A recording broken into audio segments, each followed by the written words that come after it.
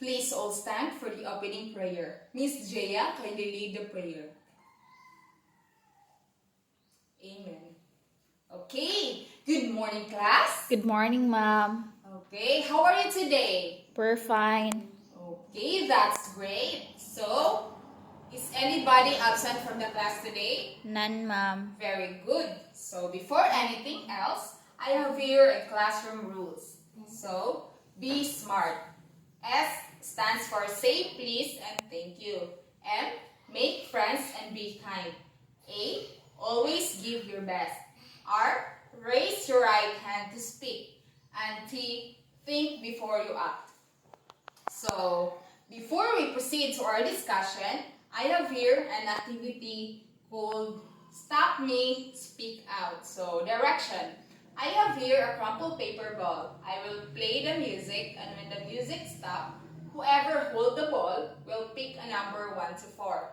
So, the one who is being picked will answer the question. Understand?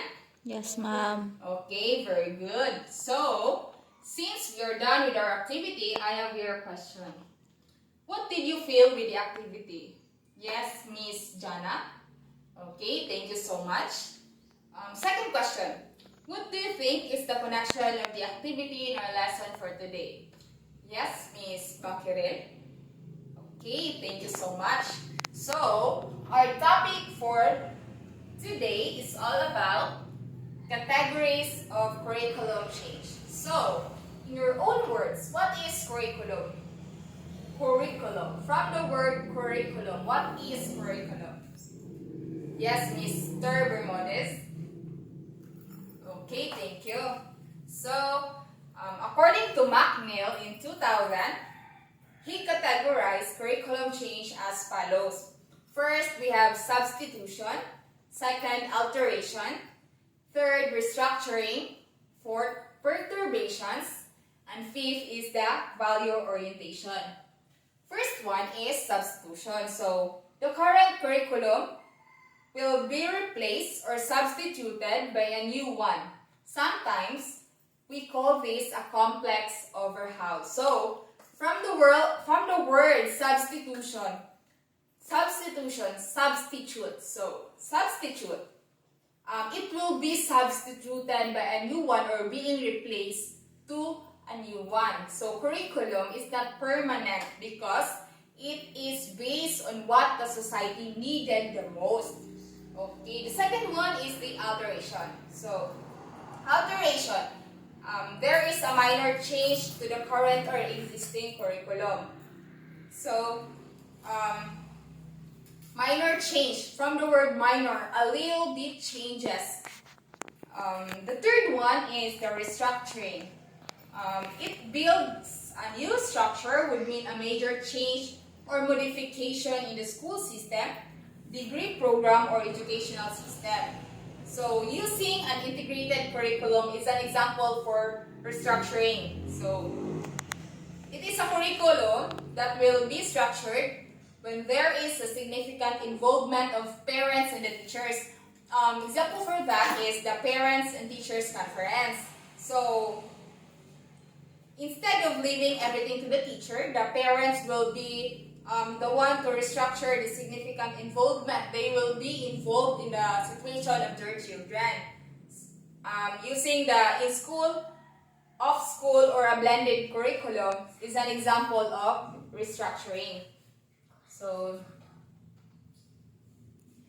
the fourth one is the perturbation. These are changes that are disruptive, but teachers have to adjust to them within a fairly short time. So, as a teacher, we must be flexible enough for us to accommodate the needs of our students.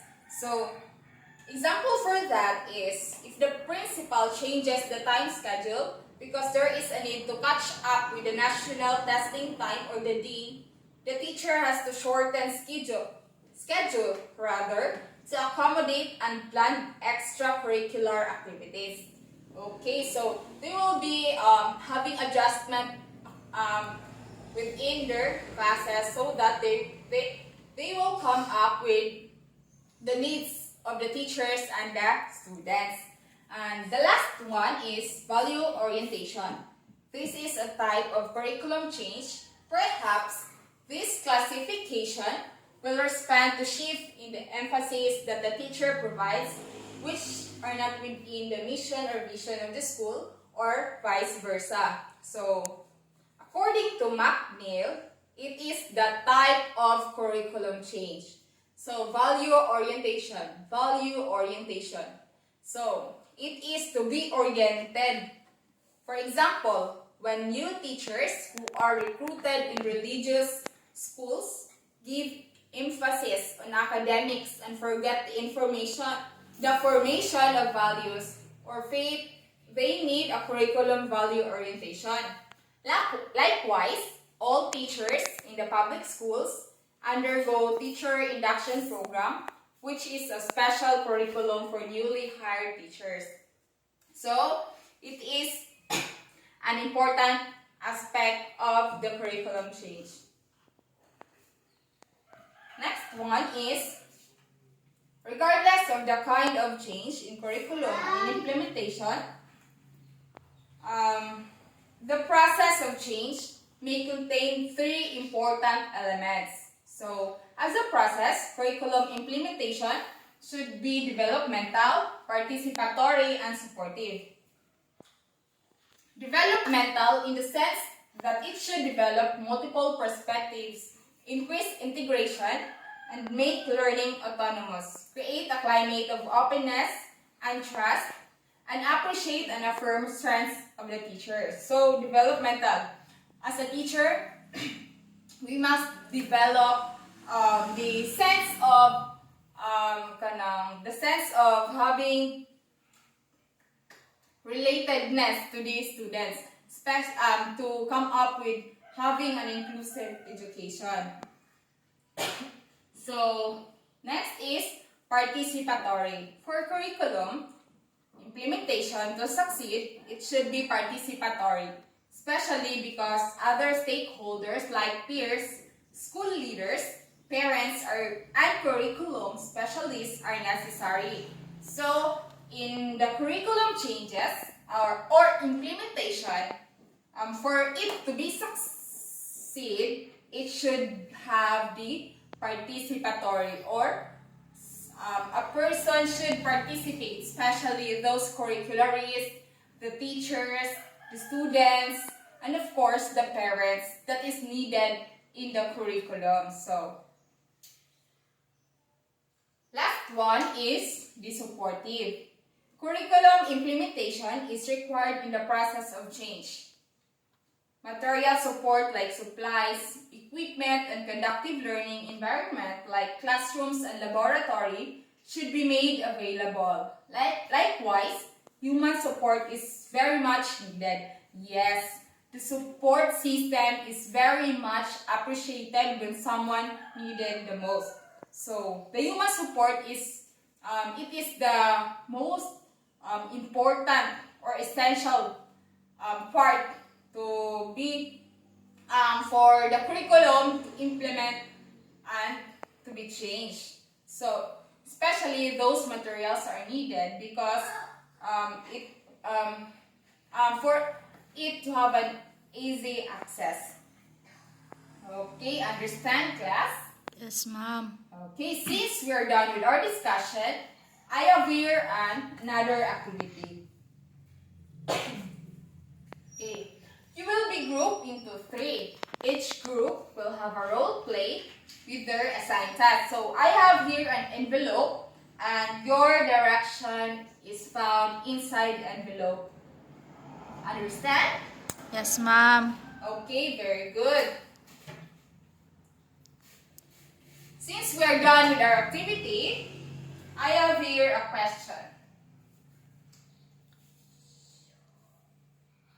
Okay, this is what we call Connect Me.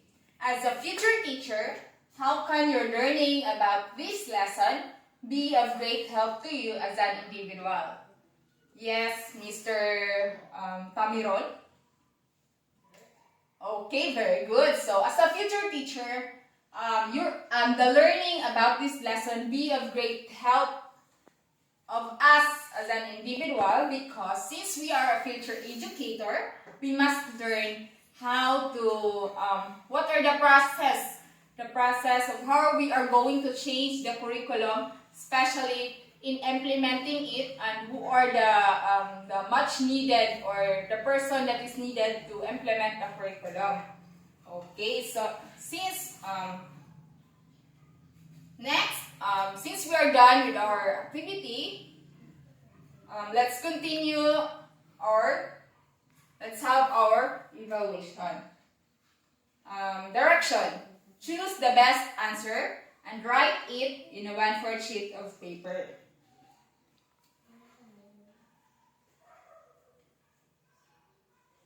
Okay, since you are done, your assignment will be make a short reflection about our topic and write it in a 1/2 crosswise. Understand? Yes, ma'am. Okay, very good.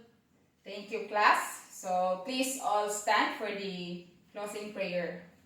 Yes, Miss Zaren, can you lead the prayer? Okay, thank you, class. Goodbye.